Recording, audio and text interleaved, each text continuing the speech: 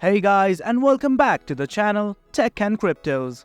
In this tutorial, we're gonna look at how to change your profile picture in your Runway AI account. Now let's begin. On any browser of your choice, simply type app.runwayml.com and hit on enter right now.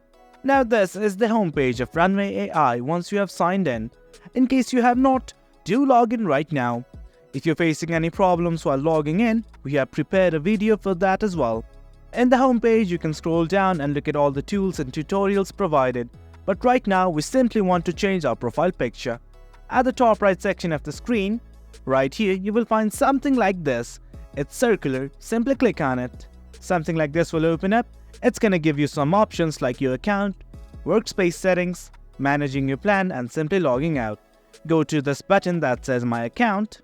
Initially, you'll be in the General tab of the My Account section. You can see your profile picture from right here. Further scrolling down, you can see your first name, last name and everything. You can change your password from here as well. On the very top, you can see a button like this as well called as Upload Profile Picture. Simply click on it. Now select the profile picture that you want to add. This seems suitable to me. Click on Open.